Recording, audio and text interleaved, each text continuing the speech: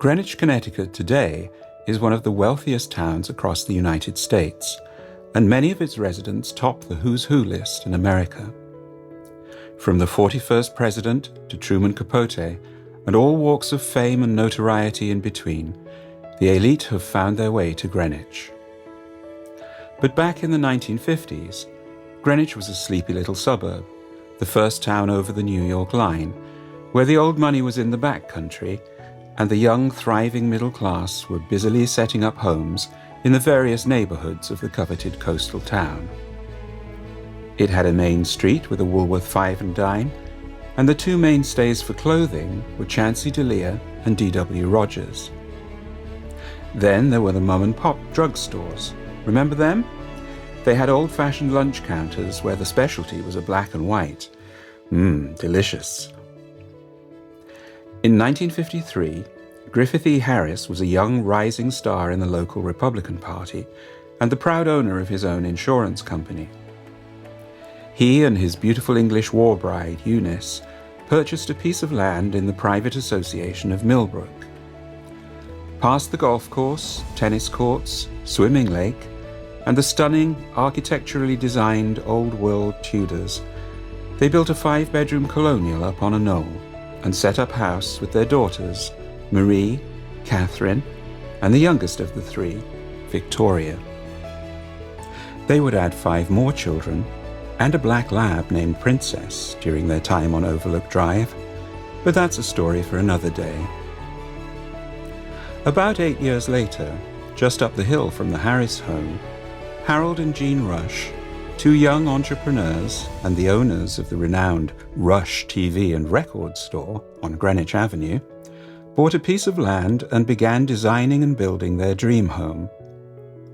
In 1962, they moved into 22 Wildwood Drive with their little dog Sugar and their 3 children, Jimmy, Susan, and their middle child, Sherry. Meanwhile, across town that very same year, and just a short bike ride away, Gain Rescher, a successful young cinematographer of Star Trek fame in later years, and his glamorous Broadway actress wife, Ottilie, Hollywood royalty, the daughter of Otto Kruger no less, moved from Long Island into a stone and clapboard colonial at 25 Lakewood Drive, along with their little dog Brandy.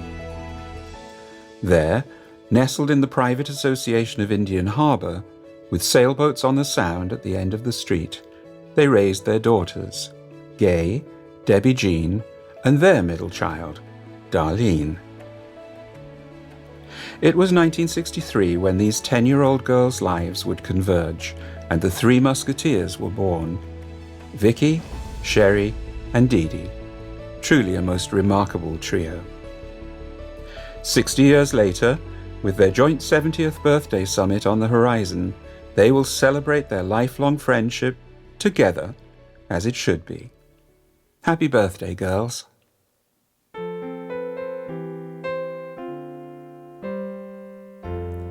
We've been best of friends since we were 12 years old,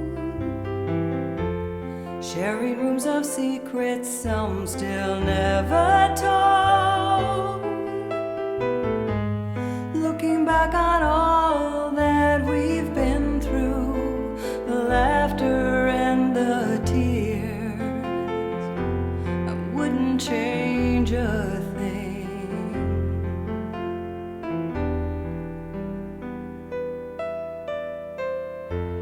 Seasons keep on changing as we live our lives, and all the time that passes makes me realize that every treasured dream we shared still means the same to me. I know you understand what I mean. So good to have friends like you. Tell me, God, what did I do to deserve this lullaby that sings forever, you and I?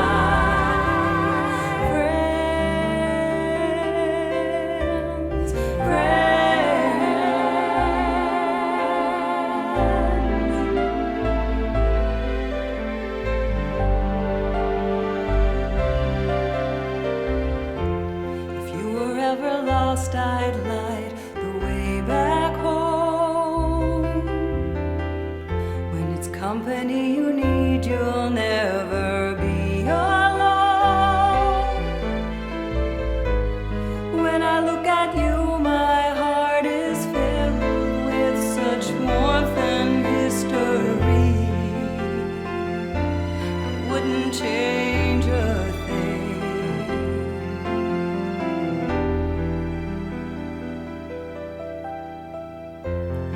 wishing on a star tonight. I hope you see the shooting stars that light the night with memories. Ask, do I remember? You know